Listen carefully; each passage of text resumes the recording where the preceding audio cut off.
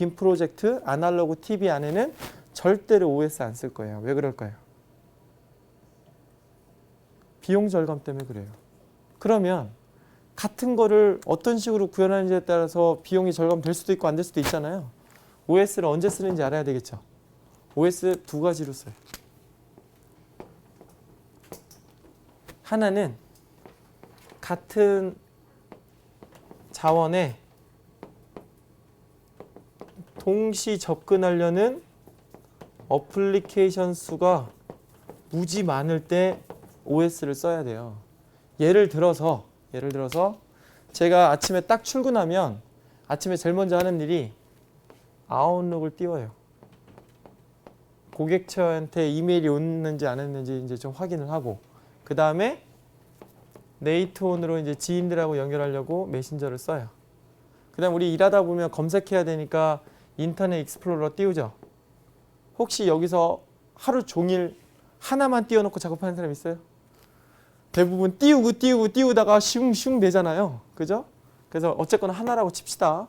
그 다음에 이제 제가 결혼하고 나서 아기가 생긴 이후로는 집사람하고 영화를 거의 못 보고 있어요. 그러니까 일단은 어쨌거나 무언가 P2P 같은 걸로 다운로드를 좀 받고 있어야 되겠죠. 그죠? 예. 저도 사람이니까 좀 보고 싶어요. 그래서 이런 것들이 좀 많이 있을 거 아니에요. 그래서 이런 인터넷 어플리케이션들이 있다고 칩시다. 얘네들의 공통점은 뭐예요? 우리 PC에 꽂혀있는 네트워크 인터페이스 카드라고 하는 단 하나의 네트워크 카드를 쓰려고 하는 어플리케이션들이죠. 맞아요? 자, 여러분이 네이트온 소프트웨어, 즉 메신저를 개발하는 개발자로 이제 상상을 해보세요. 내가 개발하는 네이트온에 여러분들 개발하고 있어요.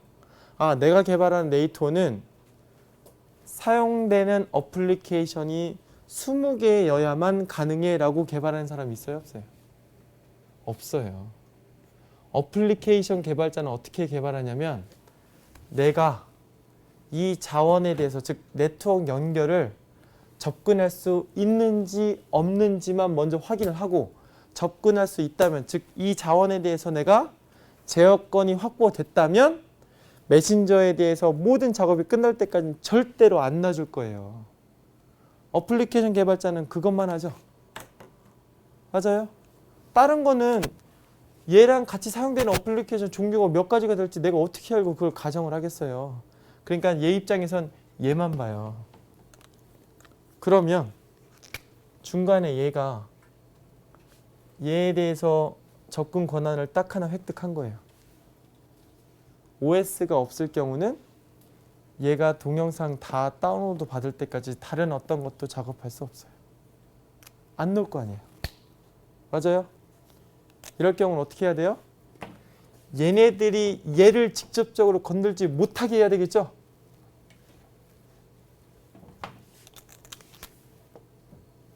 그래서 OS라고 하는 중간 관리자를 놓고 얘는 중간에 디바이스 드라이버라고 하는 얘를 실제 제어하는 녀석만 하나 놔요.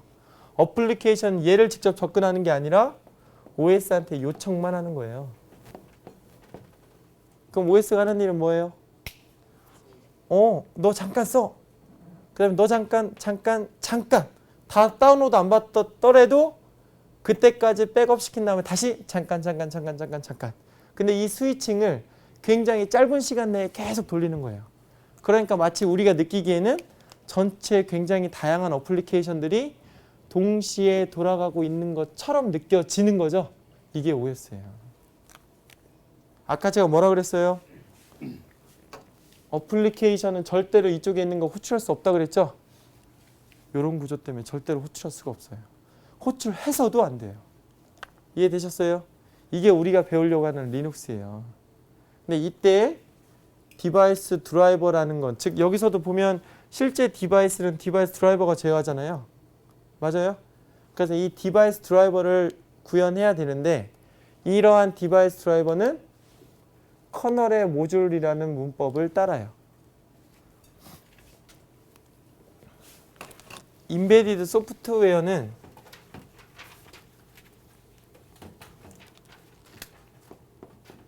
자, 펌웨어가 있고 디바이스 드라이버가 있고 커널 모듈이 있어요. 펌웨어는 OS가 없을 때 사용되는 소프트웨어를 펌웨어라고 그러죠. AVR이나 뭐 이런 거. 맞아요. 펌웨어에서 멀티태스킹 어떻게 구현해요? 할 수가 없어요. 그래서 가만히 생각해 보세요. 우리 TV에 채널 조정을 할 때 혹시 채널 버튼 누르면서 동시에 음량 버튼 눌러본 적 있어요? 눌러도 안 될 거예요. 두 개를 눌렀는데 예를 들어서 여러분은 동시에 눌렀다고 하지만 기계적으로 둘 중에 먼저 누른 것만 처리됐을 거예요. 안 돼요. 아셨어요? 그렇게 처리 안 해놨을 테니까. 그래서 얘는 그런 게 없고 단순한 것만 쓸 때 펌웨어를 써요. OS가 있는 상황에서 소프트웨어로 하드웨어를 제어하는 방법이 디바이스 드라이버가 있고 커널 모듈이 있어요. 이 중에 커널 모듈은 리눅스만 가능해요. 디바이스 드라이버는 뭐냐면 예를 들어서 제가 이 노트북에 윈도우즈가 깔려 있는데 여기에 프린터를 연결해 가지고 프린터를 써요. 그러려면 우리가 프린터 드라이버라는 걸 깔죠. 그런 걸 디바이스 드라이버라 그래요. 깔아서 프린터를 지금 썼어요. 한 번 쓰고 나서 프린터를 빼고 나는 이제부터 프린터를 안 써요. 이 디바이스 드라이버는 어디 있을까요?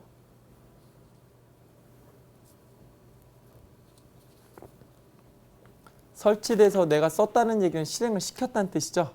여러분들 커널이 돌고 있는 메모리를 잡아먹고 있어요. 윈도우즈 쓰다 보면 나중에 느려지죠. 왜 그래요? 안 쓰는 프로그램이라도 이미 메모리에 박혀있는 이상 빼내지 못했잖아요, 우리가. 그죠? 핵심적인 건 우리 못 빼내요. 디바이스 드라이버라는 건 뭐냐면 디바이스를 제어하는 거는 커널 모듈이나 똑같을 수 있는데 이런 것들이 메모리 안에 탁 박혀 있어서 비록 쓰지 않더라도 메모리는 계속 잡아먹고 있는 거, 이걸 디바이스 드라이버라 그래요. 반면에 모듈은 우리 보통 에디를 인베디드 모듈이라 그래요. 왜 모듈이라 그래요? 모듈은 보통 꽂았다 뺐다 넣었다 뺐다 할 수 있는 걸 모듈이라 그러죠. 커널 모듈은 뭐냐면 평상시는 안 써도 되다가 내가 지금 잠깐 프린터 쓰고 싶은 거예요. 그럼 연결하고 아직 메모리에 없었던 하드디스크에만 있었던 모듈을 그때 잠깐 커널 모듈에 지금 돌고 있는 커널 모듈에 살짝 넣어서 돌려요. 그 다음 써. 그 다음에 다 썼으면 다시 얘를 끄집어낼 수 있도록 굉장히 쉽게 만들어준 인터페이스 규격을 커널 모듈 규격이라 그래요. 왜 리눅스에서만 가능하냐면 생각을 해보십시오.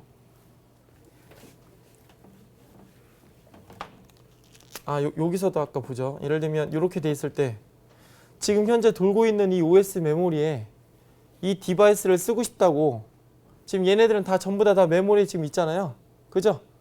근데 메모리가 아닌 하드디스크에 있었던 이 녀석에 대한 디바이스 드라이버를 쓸 때만 샥 넣어요. 다 쓰면 빼요. 그러면 넣고 뺄 때 OS 안에다가 넣고 뺄 때 이 규격이 오픈되지 않으면 이런 것들 자체가 불가능할 거 아니에요. 맞아요? 누가 실행되고 있는데 여기다가 어떻게 함부로 넣을 수 있겠어요. 더군다나